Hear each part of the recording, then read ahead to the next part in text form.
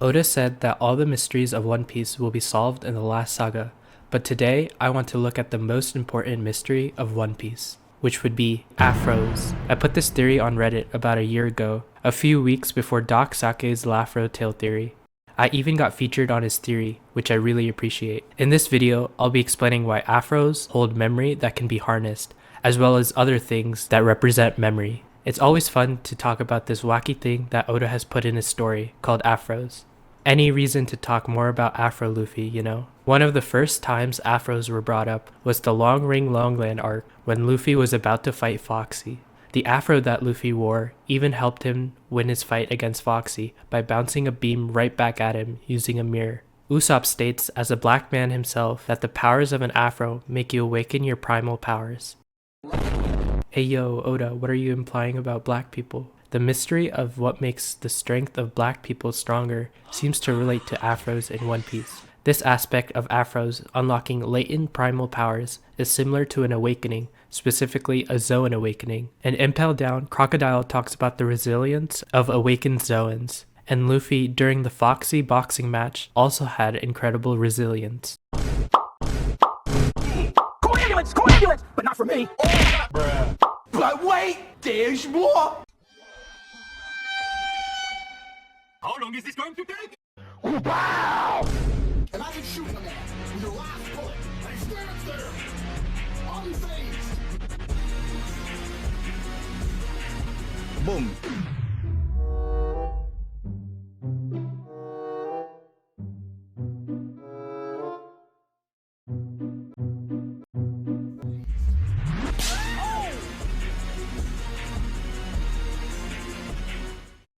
When Kaido talked about the mind and body harnessing the potential of a devil fruit ability, I believe it is the same as harnessing the deepest latent powers of a devil fruit. The afro, in combination with Luffy's mythical Zoan devil fruit, seems to have unlocked Luffy's latent primal powers in himself to make him more resilient and powerful. The mind and body harnessing the potential of a devil fruit ability is the same as harnessing the deepest latent primal powers of a person or devil fruit. This unlocking of primal powers originates from having an afro, so this raises the question, do afros help catalyze the alignment of the mind and body of a devil fruit user? But first, we need to look at someone who has the devil fruit power and an afro in One Piece. That would be Brook. Check out this cool theory from Parvision about double-layered eyes in the description, but basically, double-layered eyes seem to refer to two souls in one body. Right now, I want to focus on the double-layered eyes of the minks in their Sulong form. Jinbei states that they call forth the wild memories that lurk deep within their subconscious, and that their fundamental transformation causes them to lose their self-control such that they might cause harm to everything around them, which can literally make them fight themselves to death in a single night. Zoan Awakenings is clearly similar to the Mink's Sulong form. Just like how the mind and body must align to unlock the full potential of a devil fruit, the Minks must master their control over their mind so that their Sulong form doesn't exhaust them to death in a single night. Carrot states to Brook that she must cover her eyes from the moon to turn back to normal. The moon unlocks the latent primal powers for the Minks, but closing their eyes causes them to turn back. Similarly, Brook can put people to sleep with his lullaby, which is also a method for stopping people's latent primal powers from coming out. Sleeping also literally makes people close their eyes, stopping people's latent primal powers, and calms down people's mind and body, which allows people to rejuvenate their body. So what makes the latent primal powers and wild memories that lurk deep within their subconscious so important? We never saw Brook's eyes when he was alive because he has glasses on, but I believe he does have double-layered eyes since Oda wouldn't hide his eyes from the readers for no reason. The unfortunate thing about Brook after he died now is he can't see because he doesn't have eyes. There is a saying that the eye is the window to the soul, and having never seen Brook's eyes, whose whole character is around souls, makes it suspicious for his eyes to not have double-layered eyes, to conceal that he has two souls residing in him, or at least when he was alive. Having no eyes makes current Brook unable to harness the powers of his latent primal powers of his past wild memories from his double-layered eyes and harness his mind and body to its full potential. but Brook is able to do amazing feats and square up with an emperor. He also has an understanding of how to calm or stop the latent primal powers from coming out of another person by putting them to sleep. So what wild memories does Brook have to harness his own latent primal powers that unlock his potential of his bony body and soul? That would be his afro. Brook wants to preserve his afro because it's the one thing that makes Laboon recognize him. Therefore, his afro has the memories of his times with his crew and Laboon. Those wild memories that lurk deep within their subconscious come from his afro. People might say that Brook's soul should know the wild memories after he died, not his afro. But Brook's shadow didn't have the memories of his crew and Laboon. As said in Thriller Bark, every person has two souls, one in their body and one in their shadow. Ryuma has Brooks' personality, saying, "May I see your panties?" to Nami, yet Ryuma or Brook's shadow does not understand the memories of Laboon, which is also a core part of his personality. So this must mean that Brooks' shadow didn't understand the importance or recognize the memories of what the afro means to Brook. Even Shimotsuki Yasue had an afro who's related to Ryuma. So where can that memory be if it's residing in Brook's body soul, but not residing in Brook's shadow soul? It must mean it's residing in the one aspect which Ryuma doesn't have, the one aspect about Brook that relates the wild memories of his crew and Laboon to his body. That one aspect would be his afro. Now let's look at ice. No, not like that. We aren't here to watch ice melt. Ice and snow have been all over One Piece. Drum Island, a wintry snowy place, was where we learned from Hero Luke that a man is not dead until he's forgotten, or people becoming ice onis in Wano because of a disease, connecting the memories of being an oni with ice. But most importantly, in chapter 430, which is titled The Light Snow of Reminiscing Falls, it started snowing during the merry scene where the crew experienced past memories with the going merry and reminiscing about their time together. The snow falling into Nami's hand glowed, which then showed memories of the going merry and the crew. So there seems to be a connection between ice or snow with memories. Check out this other theory from Parvision, which talks about the void century and ice. Brook's other ability of ice is similar to sleep, as it calms and chills things. A better look with someone with another devil fruit and has an afro is Aokiji. Aokiji was first introduced on Long Ring Long Land right after the Foxy Pirates left wearing a sleeping mask. Aokiji is a chill, lazy guy who is mysterious, especially after the post-time skip. Aokiji is especially important to be introduced at this time because it's right after we see afros make people strong. Since Aokiji has eyes unlike Brook, we can see that he is keeping his latent powers in check by keeping his eyes closed with the sleeping mask and stops it from going out of control. Aokiji's ice powers were able to awaken because his afro allowed his mind and body to harness the power of his devil fruit. Aokiji also has an ability called Ice Time, which preserved Jaguar D Soul in ice, and later we see Sao being fine, so this ability can preserve something in ice. Another example of sleep and afros being connected is that after the Foxy fight, Luffy goes into sleep from exhausting his mind and body from battle and literally closes off his latent primal power, which was previously unlocked by the afro by shutting his eyes and taking a nap. Sleep connects with memories as well, since awakenings are literally rising from slumber. When Brook sings and plays his lullaby, people go to sleep. This scene in Fishmen Island shows people smiling to his music when Brook strikes his sun god Nika pose. His Yomi Yomi powers also put some of Big Mom's weaker souls to sleep or knock them unconscious. You could also say that each time Luffy is knocked unconscious by Kaido, he awakens every time. We talked a little bit about Sulong before, but especially with Carrot, we can see she looks at the full moon and the first thing that changes is her tail, which can be considered an afro, which grows bigger in size. Zoro, especially near the beginning of One Piece, is always sleeping and can even sleep through storms on the ship. Here's some other side characters with afros and their feats of power. Kuro Marimo from Drum Island, according to the wiki, is physically strong and a powerful fighter, having easily defeated an army of Drum Island's watch guards and later a group of Laffins. He also has some endurance, having taken a surprise blow from a Laffin, which is powerful enough to drop trees and quickly got back up. He uses a pair of boxing gloves and he showed that he is a powerful boxer. Kuro Marimo has the ability to do many tricks with his afro, from ejecting spikes from them to shooting them off and using them to constrict opponents. Chopper's Rumble Ball can relate to Kuro Marimo, a person with an afro, because Rumble Balls unlock the latent primal powers of Chopper's human Zoan devil fruit. And all of this happened in Drum Island, which connects back to ice and snow.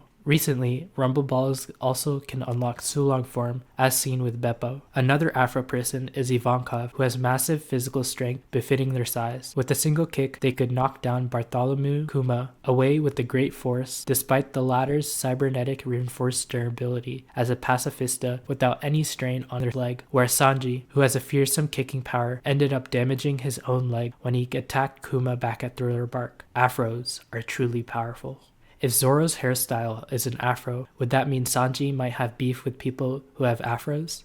From this data of afro people in One Piece being stronger because they can unlock their latent primal powers, it is possible that the final villain will have an afro. Blackbeard is most likely to be the final antagonist for Luffy, since they are two sides of the same coin, and both their dreams are very similar. Blackbeard seems to be hiding his afro hair for some reason and always wears a hat, even as a child. He never sleeps for some reason and hides his afro as well. Luffy and Sanji talk about a snowy country where people don't sleep or they die. It is also implied that Blackbeard was from a winter island where people didn't sleep. Coldness relates to sleeping and afros again here, since all three, Brook, Aokiji, and Blackbeard, has something that relates all three of them and connects them back to afros. Why can't these people from snowy countries sleep? Maybe they require or need to access some wild memories of theirs unstopped, but wouldn't their mind and body be exhausted until they die? So how do they stop their wild memories so that their mind and bodies don't die from exhaustion without closing their eyes? That solution probably comes when Blackbeard's weird body is revealed by Oda. Somehow, Blackbeard's weird body can access these wild memories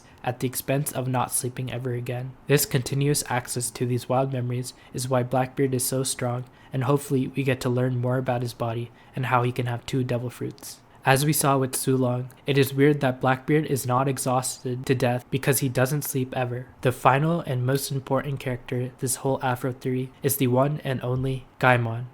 Is his mind being the treasure chest and the body becoming one? Is Gaimon awakened? Could this detail about him being a rare and precious animal be foreshadowing that Gaimon might be an ancient or mythical Zoan? Gaimon is most likely the final villain of One Piece, since he has a greater afro than Blackbeard. Luffy's fight on the island of rare animals was foreshadowing for the final battle. Okay, memes aside. Gaimon is the first person we are introduced that has a clear afro. His green afro reminds me of Zoro and how he's called Green Moss or Marimo, very typical of what an afro looks like. If Zoro's hairstyle imitates an afro, it might explain the incredible inhumane powers he holds which make him so strong enough to lift dumbbells. Phrases about Gaimon like "my body and this treasure chest have become one" or "you're a precious rare animal" suggests that devil fruit users are kind of like Gaimon, stuck in a body that is their fruit.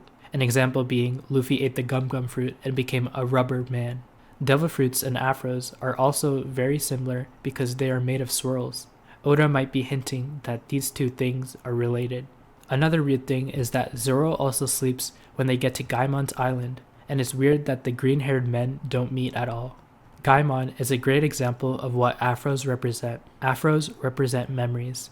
In Gaimon's case, he saw 5 treasure chests on top of a hill on the island, but he fell into the chest, and since he was unable to climb back up, he guarded the treasure for 20 years. Because he is stuck in the chest, he cannot cut his hair, so he grew out an afro, showing that the 20 years he has been on the island, hanging onto the last memory of seeing treasure on the top of the hill. Also, the visualization of Gaimon's afro being blended in with the memory is crazy foreshadowing by Oda that afros are memories.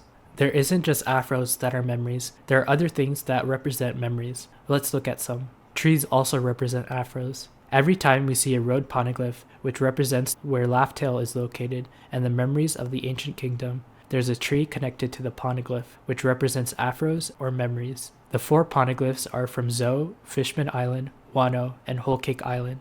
The poneglyph on Zou is seen in the whale tree. The poneglyph on Fishman Island is in the sea forest, which is also near the Eve tree. The poneglyph on Wano has the big swirly tree near the main castle building. However, the poneglyph on Whole Cake Island is unknown from where it came from, but if the tree theme keeps up, it is probably originated from a place that has a tree. An option might be Elbaf or where the Atom tree is.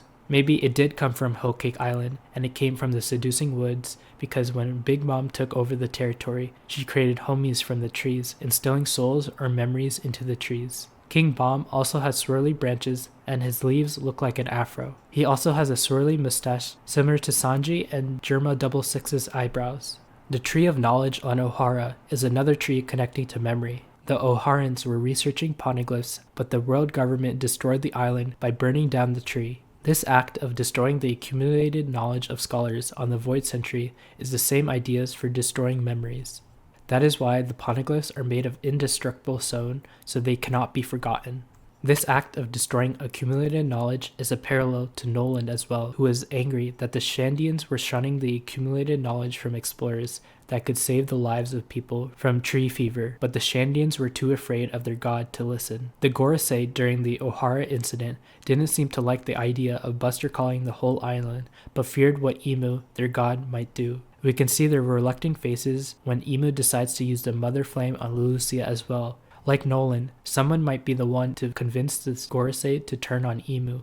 I think that person might be Usopp. He lied about being related to Noland to the Tintata, and we know all his lies come true. Usopp, who is human, revered as a god, might show the gorosei that their god might not be right, implying that this god is just a human with immense power. This can parallel Luffy versus Enel, where Enel believed himself to be Kami because he's just a human with immense power. Shout out to Doc Sake's Noland video, where he talks more about Noland being an inversion of Roger, so go check that out. But luckily, in the last moments of the Ohorans, they threw their books full of research into the lake, sacrificing themselves for the sake of the future treasure trove of knowledge being saved. Shaka says that the will of Ohara still lives through on with these books, and is now in Shaka's head. Even the will of Ohara lives on with Dragon with the creation of the Revolutionary Army. Jaguar D Sol, a D member, is also carrying on the will of Ohara and Elbaf. Just like how Noland said many people died to figure out the cure for tree fever, and the Shandians wouldn't listen to him in fear of their god. If Kalgara didn't help Noland in that moment, many Shandians would have died because they believed that their god to be right. The gorosei wiped out Ohara in fear of their god, but what did that lead to? Imu decided to kill the people of Lucia because it was close proximity. Because the gorosei didn't trust Clover and feared the wrath of their god, many people died as a consequence, not only on Ohara, but Lucia and other places in the world that would have opposed the rule of the world government. However, inherited will always prevails. The Oharans left their treasure trove of knowledge, just like how the people of the ancient kingdom left poneglyphs to keep the knowledge about the world alive. Knowledge is power. The writing or memories kept on the poneglyphs give direction to the ancient weapons and the knowledge about Laugh-Tail and Joy Boy. Another reason trees are memories as well, because the Shandorans believe that the ringing of the bell guided the souls of their ancestors back to these white holy trees. This is also similar to the minks who look at the full moon and harness the memories of their ancestors. Gear 5 Luffy was also white. Energy steroids make your hair white, and the mink's Sulong form turns them white. And now these white holy trees? There seems to be some connection here. So what is the connection? It's the color white.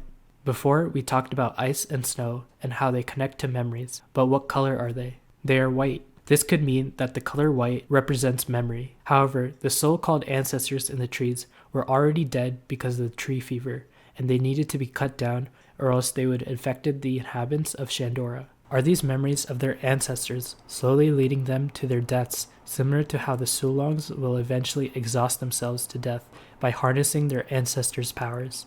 When the Straw Hats were headed to Egghead, they encountered a warm eddy, which would be an afro. But the Straw Hats encountered this eddy because of their next island weather being a winter island. Not only does this once again connect afros with snow, the whole idea of Egghead was to show that desire is impossible to control. We can expand on this idea to nature, where the desire of nature cannot be controlled because although Vegapunk created a heating island feature for Egghead, it throws the climate around the island into chaos because we see Nami say a temperature change is dangerous when she noticed the warm eddy, which causes warm water to be forced up. So this shows that repressing the island from snow is not good since Vegapunk is repressing the desires and memories of nature. The memory in this example would be the warm eddy, which is shaped in an afro. This leads me to believe that Egghead might be destroyed by a blizzard. Additionally, York, who represents desire, shot Shaka, losing the precious storage of knowledge or memory of the Oharans. It could be that the knowledge is still connected to Egghead, but might be destroyed by the eventual blizzard. If he tried to control desire, it will go out of control. That is why the minks need to control their Sulong or desire. Also in the warm eddy, Bonnie appeared, and currently on Egghead, Bonnie is experiencing the memories or pain of Kuma. Go check out my Who is the Next Crewmate video, but Bonnie's fruit is also harnessing memories. When she hits Vegapunk with her Devil Fruit ability, jewels pop out of Vegapunk, representing the years or memories of his life. So if these things coming out of Vegapunk are memories, can the reverse happen, and can you put in memories as well? Yes, you can. The minks take in memory of their ancestors by looking at the full moon, but they stop those memories by sleeping or hiding their eyes. But with the fishmen's energy steroids, there's no place to take memories from, so they would have to take their memories from their future selves and use them for the present, so when they go to sleep or become unconscious, they grow old. That might be why Blackbeard can't go to sleep, because if he does, he would instantly grow old. With Beppo, who can turn Sulong without being under the full moon and turning back normal when he goes into the water, I thought it might be something related to devil fruits and their abilities freezing up when they are in the water, when Beppo took the Rumble Ball. But fishmen are already in the water, but they can use the energy steroids. And Beppo was able to escape and swim with a lot of energy, so I don't think he grew old. So how was Beppo able to not turn old, but the fishmen did? It could be that Chopper's Rumble Balls are different, since Rumble Balls are used to shapeshift the wavelength of the body's biochemistry. That way, by taking in a Rumble Ball, the body's biochemistry changes forcibly, taking in the memories of their ancestors without needing the moon. But another reason could be that the minks can control their Sulong form or have better reign over their Sulong form. If we look at Luffy's gears, and each time he uses it without restraint because it's the most powerful move at the time, and he gets repercussions such as shortening his lifespan, turning chibi, or losing his haki for 10 minutes for the second, third, and fourth gears respectively. So for his Gear 5 ability he unlocked in Wano, he's probably not showing any restraint. And so what's the repercussion he has? He turns old. Luffy turns old but returns to normal after some time, similar to Bonnie's ability and the Mink's Sulong. That's why I think Luffy's ability is more similar to Bonnie's ability, and explains why Luffy turns old but returns to normal after some time.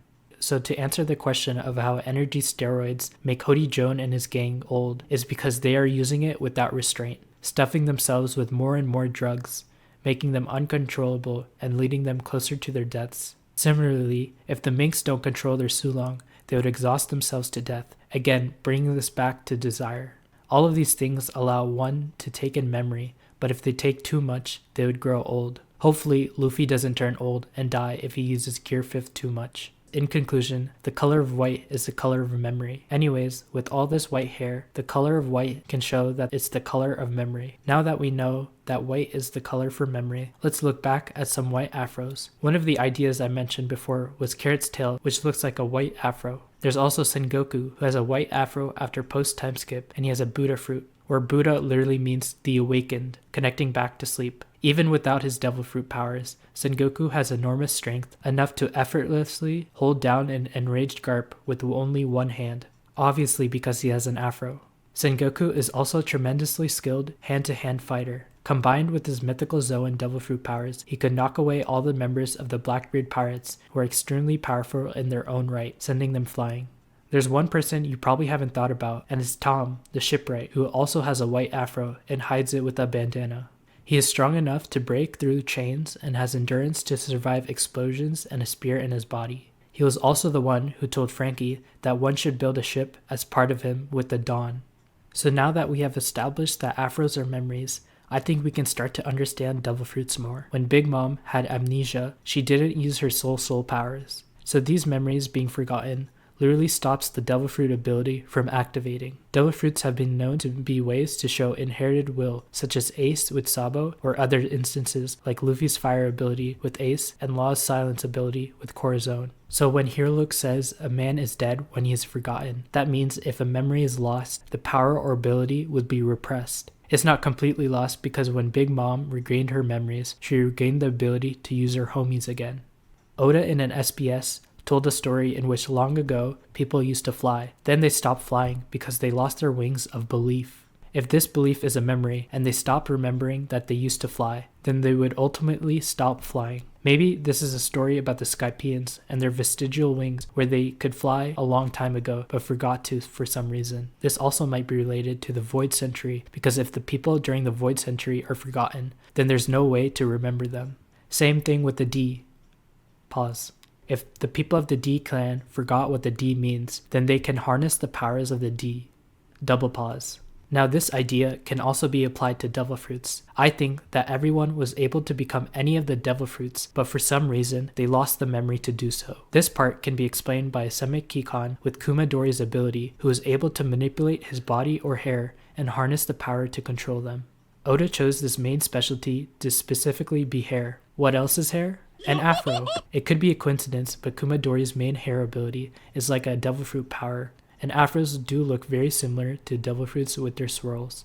After becoming a sage at controlling hair, he could harness the memories of controlling his hair. Film Red is also Oda's hint as to what will happen in the final saga. Spoilers, of course, if you haven't watched the movie. Uta's Sing powers again connect to the sleeping, souls, and music, just like Brook. Uta, in her dream world, could do anything with her powers and wanted to keep everyone in her dream world permanently by staying awake. If Uta was a Zoan devil fruit user, she's fighting control over being conscious and literally exhausting herself to death using wake shrooms. In Elgia, Top Musica was summoned by Uta singing the musical sheet. Top Musica went on a rampage of destruction, killing nearly all of the people on the island. However, Shanks and the red hair pirates were able to stall it long enough for Uta to fall asleep, sealing it again. This once again connects sleeping, souls, and music, because when Uta sings, she awakens the soul of Top Musica, but Top Musica can only be sealed and go back to sleep when Uta sleeps. Uta's powers are also similar to Sugar's power, who is permanently stuck as a child, and makes controllable toys, making everyone forget about them. People have connected Sugar and Emu in the sense that they are basically eternally useful and control the memories of people. It's possible that the name of the ancient kingdom unlocks the memories of the whole world, allowing them to harness the powers of the devil fruits themselves, which people initially were able to do before the ancient kingdom was erased. I like Parvision's theory on the ancient kingdom's name being imagination, because people will realize that they can imagine anything and become anything. Imagine the final battle where everyone is able to harness the power of their minds to become anything. Then everyone will truly be free. That is something truly the world government should fear. The One Piece world is run on memories. Devil fruits, swirls, afros, trees, ice, snow, and the color white all point to memories. And there could be even more things related to memories that I haven't even picked up on. Therefore, I believe that memories will become an important aspect in the last saga. I want to leave this off with one last quote that sums up why memories are important. These things cannot be stopped. Inherited will, the destiny of age, the dreams of its people. As long as people continue to pursue the meaning of freedom, these things will never cease to exist.